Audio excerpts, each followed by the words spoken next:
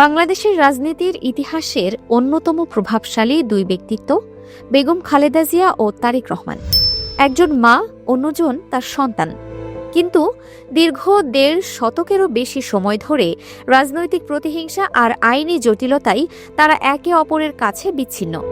সম্প্রতি সামাজিক যোগাযোগ মাধ্যমে তারেক রহমান তার মাকে নিয়ে একটি আবেগঘন পোস্ট দিয়েছেন, যা মুহূর্তেই নেটিজেনদের হৃদয়ে নাড়া দিয়েছে।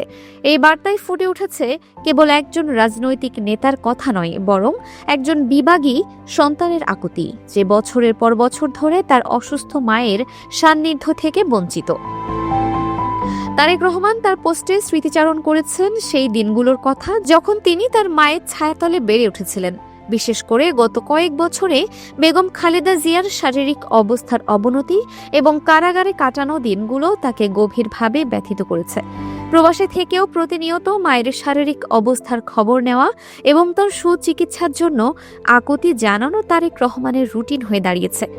তিনি তার পোস্টে উল্লেখ করেছেন যে একজন মায়ের দোয়া আর সাহসী তাকে প্রতিকূল সময়ে টিকে থাকার শক্তি যোগায়।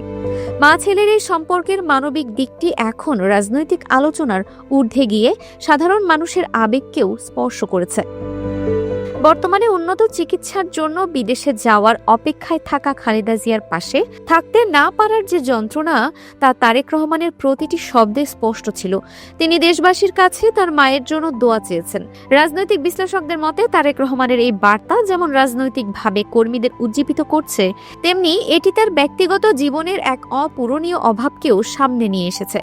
দীর্ঘ ১৭ বছর পর তারেক রহমান যখন দেশে ফেরার প্রস্তুতি নিচ্ছেন এবং রাজনৈতিক দৃশ্যপট দ্রুত পরিবর্তিত হচ্ছে, তখন মাকে নিয়ে তার এমন বার্তা এক ভিন্ন গুরুত্ব বহন করে।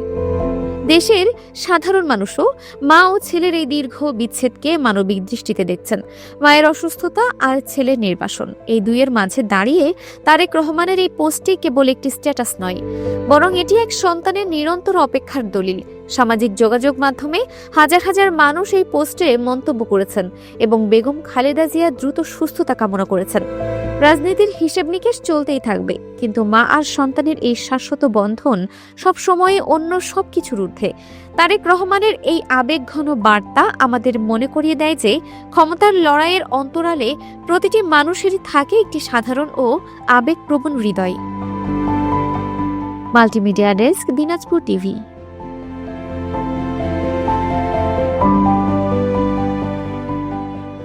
দিনাজপুর টিভি মানুষের জীবনের কথা বলে।